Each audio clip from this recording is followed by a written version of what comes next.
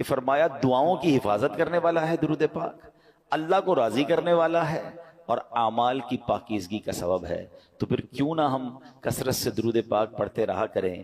برسے گی رحمت شہ ابرار بالیقین، برسے گی رحمت شہ ابرار بالیقین، مٹ جائے گا گناہوں کا کاجل درود پڑھ، عشق نبی میں جھوم کے پڑھتے رہو مدام، گرچہ کوئی کہے تجھے پاگل درود پڑھ، دنیا کی الجھنوں سے ملے گی تجھے نجات، گر چاہیے نجات مسلسل درود پڑھ۔ تو آئیے مل کر محبت کے ساتھ درود پاک پڑھ لیں۔ صلو علی الحبیب صلی اللہ تعالی علی محمد صلی اللہ علیہ وآلہ وسلم۔ الحمدللہ ہم قرآن پاک کی کچھ آیتوں کو سنتے ہیں اور ان آیتوں سے ملنے والا میسج سمجھنے کی کوشش کرتے ہیں۔ آج قرآن پاک کا پارہ ہے 11 سورہ یونس، آیت نمبر 87 کی تلاوت سنیں گے اور اس کے تحت کچھ میسج آف قرآن انڈرسٹینڈ کرنے کی کوشش کریں گے۔ اللہ قرآن میں ارشاد فرماتا ہے وَأَوْحَيْنَا إِلَى مُوسَى وَأَخِيهِ أَن تَبَوَّآ لِقَوْمِكُمَا بِمِصْرَ بُيُوتًا وَاجْعَلُوا بُيُوتَكُمْ قِبْلَةً وَأَقِيمُوا الصَّلَاةَ وَبَشِّرِ الْمُؤْمِنِينَ۔ یہ ایک ایسی کمال کی آیت ہے کہ اس آیت میں ہم سب کو اپنے گھر کا انوائرمنٹ کیسا رکھنا ہے وہ گائیڈ کیا گیا ہے۔ آج گھر کی ڈیزائننگ کیسی ہو، گھر کی کلر اسکیم کیسی ہو، گھر کا فرنیچر کیسا ہو، ایمبیانس کیسا ہو، ایلیویشن کیسا ہو، اس پر بہت ڈسکس ہوتی ہے۔ گھر کے اندر ماحول کیسا ہو، گھر والوں کا آپس میں انٹریکشن کیسا ہو، ہماری شریعت، ہمارا قرآن ہم سے کیا چاہتا ہے۔ Actually this is today's topic, ٹھیک ہے۔ اب ذرا پہلے اس کا ترجمہ سن لیجئے۔ اللہ قرآن مجید میں ارشاد فرماتا ہے، آسان ترجمہ قرآن کنز العرفان، اور ہم نے موسیٰ اور اس کے بھائی کو وحی بھیجی کہ مصر میں اپنی قوم کے لیے مکانات بناؤ اور اپنے گھروں کو نماز کی جگہ بناؤ اور نماز قائم رکھو اور مسلمانوں کو خوشخبری سناؤ۔ سبحان اللہ۔ تو پتہ چلا کہ یہ قرآن نے جو حضرت موسیٰ علیہ السلام کو اللہ کریم نے جو یوں سمجھیے آرڈر دیا یا اس کی گائیڈ لائن دی، وہ کیا ہے انشاءاللہ اس کو ہم سمجھتے ہیں۔ پہلے ایک بات سمجھ لیجئے کہ اللہ کریم کی ہمارے پاس ہم پر کروڑوں نعمتیں ہیں، ایک اہم ترین نعمت ہمارا گھر بھی ہے۔ گھر چاہے جھوپڑی کی صورت میں ہو، محل ہو یا چھوٹا ہو، بڑا ہو، عالی شان گھر ہو، گھر آخر گھر ہی ہوتا ہے۔ حضرت انس بن مالک رضی اللہ تعالیٰ فرماتے ہیں نبی پاک جب بستر پر تشریف لاتے تو کتنی خوبصورت دعا ہے وہ فرماتے ہیں۔ یہ دعا بھی ہے اور ہم سب کے لیے میسج بھی ہے۔ اللہ کے نبی دعا فرماتے الحمدللہ الذی اطعمنا وسقانا وکفانا۔ ترجمہ کیا ہے؟ سب تعریف اللہ پاک کے لیے ہیں جس نے ہمیں کھلایا پلایا، ہماری ضرورت پوری فرمائی اور ہمیں ٹھکانہ عطا فرمایا۔ کتنے ایسے ہیں جن کے پاس بقدر کفایت اسباب نہیں، کتنے ایسے ہیں کہ جن کا کوئی گھر نہیں ہے۔ یہ گھر ملنا، بلے آپ کرائے کے گھر میں رہتے ہیں، کہیں بھی رہتے ہیں، چھت ہے نا، یہ بہت بڑی نعمت ہے۔ آج بھی کتنے لوگ ہیں جو بے گھر ہیں، فٹ پاتھ پہ سوتے ہیں۔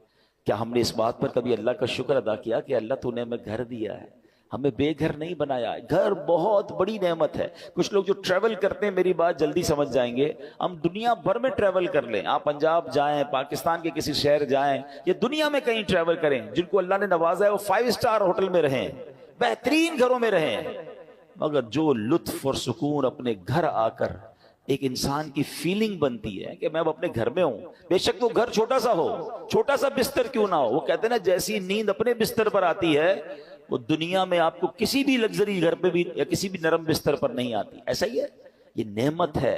اپنے گھر میں آ کر بندہ ایک سیکیورٹی فیل کرتا ہے۔ اب ذرا اس بات کو سمجھیے کہ اللہ کریم نے ہم پر احسان کتنے کیے ہیں۔ اس دنیا میں کتنے جانور، موذی کیڑے، سانپ، بچھو، شیر جو انسانوں کو تکلیف پہنچانے والے ہیں، اگر وہ ہمارے گھروں کی طرف، ہمارے محلوں میں آ جائیں تو کتنا بڑا مشکل ہو جائے گی، گھر سے نکلنا مشکل ہو جائے گا نا۔ مگر کوئی تو ہے نا جس نے ان سب کو ہماری آبادیوں سے روک رکھا ہے۔ رائٹ لیفٹ کئی جگہوں پر یہ جانور پائے جاتے ہیں، آس پاس جنگلات ہیں شہروں کے آس پاس، مگر وہ آبادیوں کی طرف نہیں آتے۔ یہ اللہ کریم ہے جس نے ان آفتوں، بلاؤں، ان مشکلوں کو ہمارے گھروں سے، ہماری سوسائٹی سے روکا ہوا ہے۔ ہم اپنے گھروں میں سکون پاتے ہیں، مگر کیا کبھی سکون کا شکر ادا کیا ہے؟ نبی پاک کی اس دعا کا ایک جو چھوٹا سا حصہ ہے نا، اس کو بار بار پڑھتے رہا کریں. الحمدللہ الذی کفانا و آوانا. مل کر پڑھ لیں الحمدللہ الذی کفانا و آوانا. اس کا معنی کیا ہے؟ تمام تعریفیں اس اللہ کے لیے ہیں جو جس نے ہماری ضروریات پوری فرمائی اور ہمیں ٹھکانہ عطا فرمایا. ہم اللہ سے دعا کرتے ہیں اللہ ہمیں اپنے گھر میں اور برکتیں نصیب فرما، ہمارے گھر میں ہماری حفاظت فرما، ہمارے گھر والوں پر رحمت کی نظر فرما. اے اللہ دنیا میں ٹھکانہ دیا ہے، جنت میں بھی ٹھکانہ عطا فرما. شکر ادا کرو گے نا، کہتے ہیں نا لَإِن شَكَرْتُمْ لَأَزِيدَنَّكُمْ، تم میرا شکر ادا کرو گے میں تمہیں اور عطا کروں گا. جو بڑے بڑے گھروں میں رہ کر بھی کچھ لوگ ناشکرے ہیں اور کچھ چھوٹے سے بستر پر سو کر بھی اللہ کا شکر ادا کر رہے ہیں. کمال تو یہ ہے نا کہ شکر زبان پر ہو، شکوہ نہیں ہونا چاہیے. لیکن میرے پیارے اسلامی بھائیوں، اب جو ٹاپک ہے ایکچولی کہ گھر کے اندر کا ماحول یہ کتنا ضروری ہے، اچھا ہونا، نیک ماحول ہونا. نبی پاک کی حدیث ہے سلامت الرجل فی الفتنہ ان یلزم بیتہ. فرمایا فتنوں میں سلامتی کی راہ یہ ہے کہ بندہ اپنے گھر کو لازم پکڑ لے. ایک بار نبی پاک علیہ الصلوۃ والسلام نے فتنوں کا ذکر کیا تو حضرت عقبہ بن عامر رضی اللہ تعالیٰ عنہ نے پوچھا یا رسول اللہ صلی اللہ علیہ وسلم اس وقت نجات کیسے ہوگی جب فتنوں کا دور آ جائے گا، قیامت کے قریب فتنوں کا دور ہوگا. تو نبی پاک نے ایک فارمولہ دیا. آقا نے فرمایا املک علیک لسانک، جب فتنے پھیل جائیں تو 3 کام کرنا، ٹھیک ہے؟ اپنی زبان کو اپنے قابو میں رکھو. وَلْيَسَعْكَ بَيْتُكَ، تمہارا گھر تمہیں کافی ہو، زیادہ باہر نہ نکلو، گھر کے اندر وقت گزارو. پھر فرمایا وَبْكِ عَلَىٰ خَطِيئَتِكَ، اپنی خطاؤں پر آنسو بہاتے رہو. فتنوں کا دور ہو تو اپنی زبان قابو میں رکھنی ہے، اپنے گناہوں پر رو رو کر معافی مانگتے رہیں اور اپنے گھر میں رہیں. اچھا یہ تو حدیث پاک ہے. اب علماء فرماتے ہیں کہ یہ شاید ہمارے معاشرے کے لحاظ سے یہ حدیث اس طرح امپلیمنٹ نہیں ہو پاتی، کیونکہ آج کئی لوگوں کے گھروں کا ماحول ایسا ہے کہ بندہ باہر رہے تو شاید فتنوں سے بچا رہے. گھر کے اندر لڑائی ہے، جھگڑے ہیں، امن و سکون نہیں ہے. گھر میں پہنچتے ہی دروازہ بند کر کے انسان وہ گناہ کر رہا ہے کہ جو باہر نہیں کرتا. باہر پورا دن بعض اوقات کام کاج میں بیزی ہے تو ان گناہوں کا موقع نہیں مل رہا، مگر گھر کے اندر جا کر جب اپنے روم میں ہے تو اب جناب اس کو وہ کچھ کرنے کا موقع مل رہا ہے جو اللہ کو ناراض کرنے والا کام ہے. نبی پاک تو فرما رہے فتنوں کے دور میں گھر کو لازم پکڑ لو. مگر کیا گھر ایسا بنایا ہم نے کہ جو فتنوں سے محفوظ ہو؟ کئی گھر ایسے ہیں جہاں غیبتوں کا بازار ہے، کئی ایسے ہیں جہاں ماں باپ کے ساتھ بچوں کی بدتمیزیاں ہیں، کئی ایسے ہیں جہاں بھائی بہن ایک دوسرے کے خلاف بیٹھے ہیں. گھر کے اندر جاتے ہی جناب فیملی کے اندر ایک ایسا ماحول بنا ہوا ہے کہ وہاں ایک دوسرے کی غیبتیں ہو رہی ہیں. نہیں، گھر تو فتنوں سے بچنے کی جگہ تھی، گھر تو سکون کی جگہ تھی. گھر تو ایسا ہونا چاہیے کہ گھر میں جائے تو بندہ سوچے میں رحمت والی جگہ پر آ گیا ہوں. مگر کیا ہم نے اپنے گھر کے انوائرمنٹ کو ایسا بنایا کہ جس کو اللہ کریم نے قرآن میں ارشاد فرمایا؟ آپ کو پتہ ہے جب قیامت کا دن ہوگا تو کچھ خوش نصیب وہ ہوں گے جنہیں سیدھے ہاتھ میں نامہ اعمال دیا جائے گا. ہم اللہ سے دعا کرتے ہیں کہ ان خوش نصیبوں میں ہمیں بھی شامل فرمائے. مگر کچھ مجرم وہ ہوں گے جن سے رب ناراض ہوگا، اس کو اس کے الٹے ہاتھ میں پیٹھ پیچھے اس کو نامہ اعمال دیا جائے گا اور یہ بندہ اس دن موت مانگے گا مگر اسے موت ملے گی نہیں. پھر اسے جہنم کی بھڑکتی ہوئی آگ میں ڈال دیا جائے گا. اس شخص کا جرم پتہ ہے کیا ہوگا؟ قرآن کہتا ہے انہو کان فی اہلہ مسرورا، یعنی بے شک وہ اپنے گھر والوں میں خوش تھا. گھر والوں میں خوش تھا، یہ جرم تھا.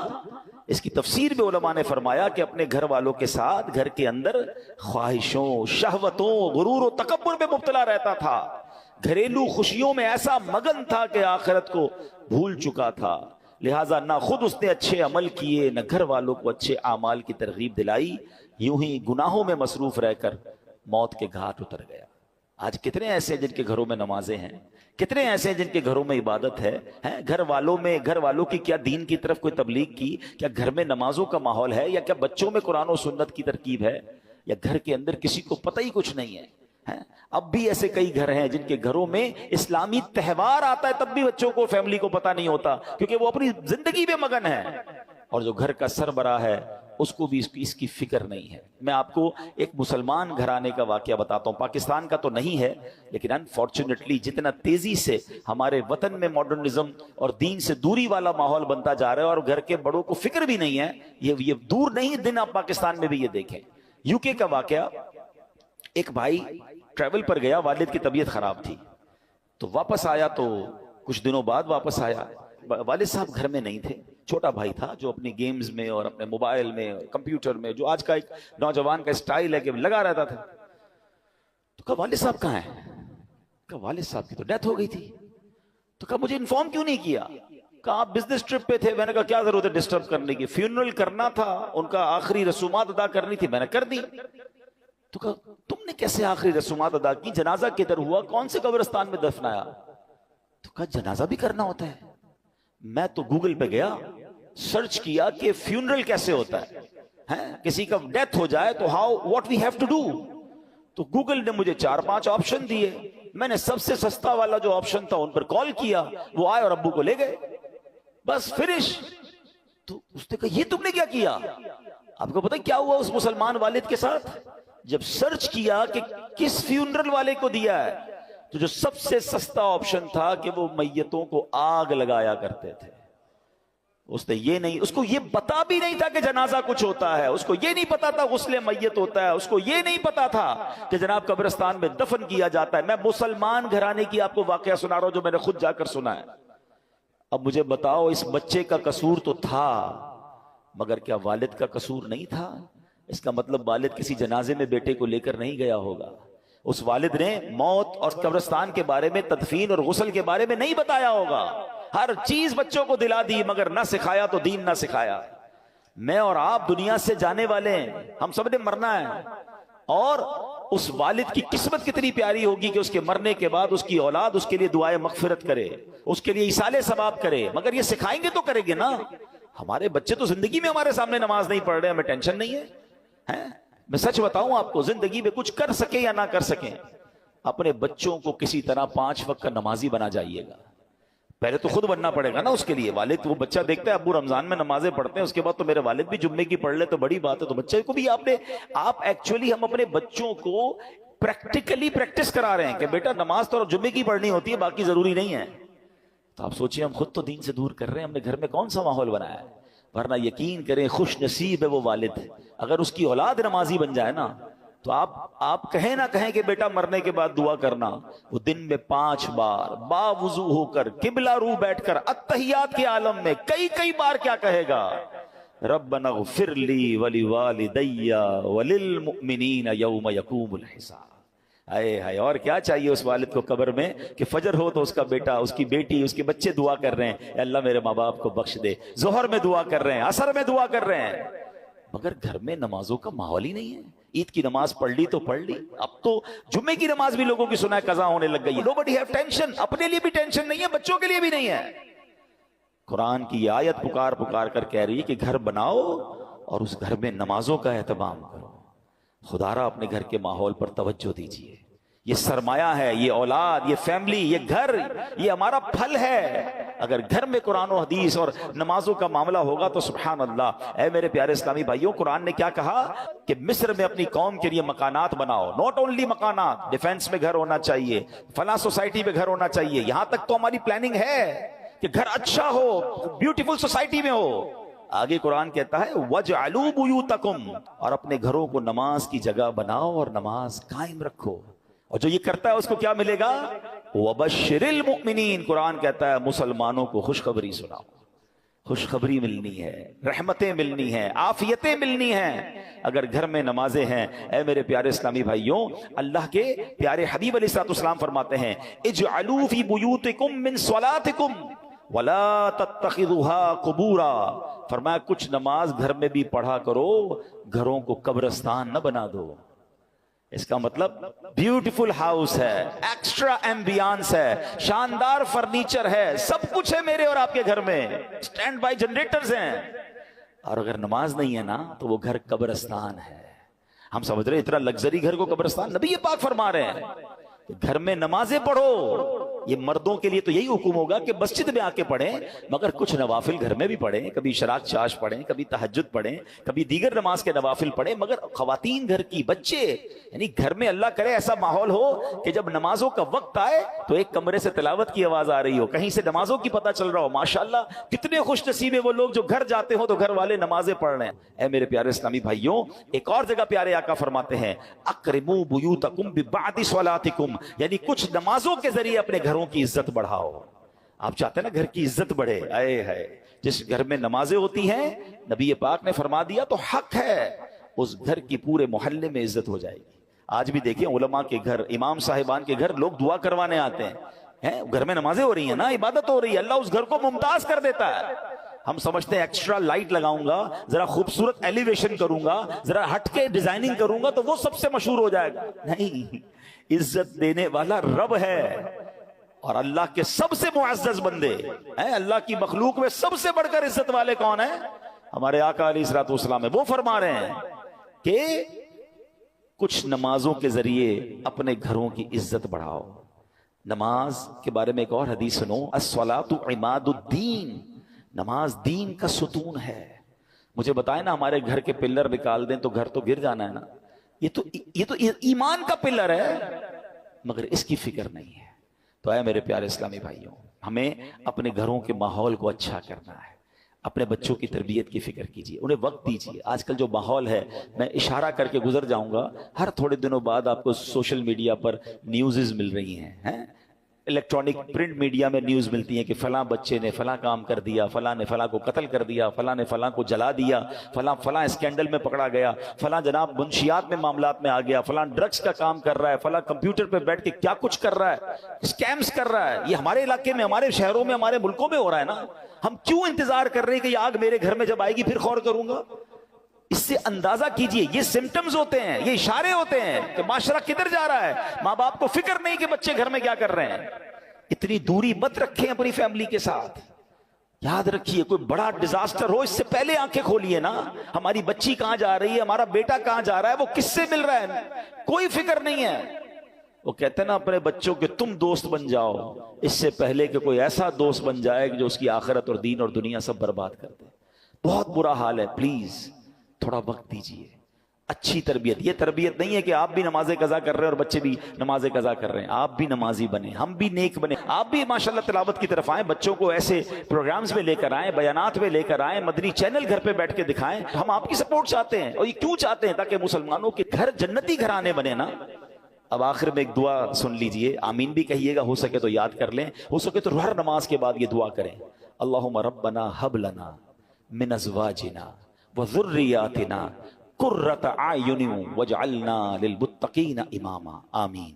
نبی پاک یہ دعا کرتے تھے۔ تو اپنے بچوں کے لیے، اپنی فیملی کے لیے دعا بھی کریں، لیکن یہ سب چیزیں بدلیں گی کیسے؟ جب ہم بدلیں گے، ہم اچھے ماحول میں آئیں گے۔ میں آپ کو آفر کرتا ہوں، دعوت اسلامی مردوں کے لیے اجتماع الگ کرتی ہے، خواتین کے لیے اجتماع الگ ہیں، بچوں کے لیے مدرسے الگ ہیں، اسکولز اسلامک الگ ہیں، انسٹیٹیوٹس الگ ہیں۔ ہم اگر بدلنا چاہتے ہیں اور فیملی کو بدلنا چاہتے ہیں اور اپنے بچوں کو اپنی مغفرت کا ذریعہ بنانا چاہتے ہیں، there is a way۔ آئیے اس ماحول سے وابستہ ہو جائیں۔ اللہ پاک ہم سب کے گھرانوں کو جنتی گھرانہ بنا دے۔ اس کو پلیز سیریس لیجئے گا، اپنے بچوں سے، اپنی فیملی سے اچھے کنیکشن کا وقت دیجئے گا، اور انہیں کسی طرح دین کی طرف آہستہ آہستہ لانے کی کوشش کریں۔ سختی نہیں کرنی ہے، پیار محبت سے، جو ایک انداز ہے اچھے انداز سے کیجئے۔ انشاءاللہ اللہ کرے گا وہ دن آئیں گے کہ یہ بچے، یہ فیملی، یہ ہمارا گھر ہم سب کی آنکھوں کا نور اور حقیقی گھر بن جائے گا، کہ جس کو نبی پاک نے فرمایا کہ گھروں میں نمازیں ہوں، گھروں میں عبادت ہو، گھروں میں تلاوت ہو۔ اللہ ہمارے گھرانوں کو ایسا گھرانہ بنا دے، آمین بجاہ النبی الامین صلی اللہ تعالی علیہ وسلم۔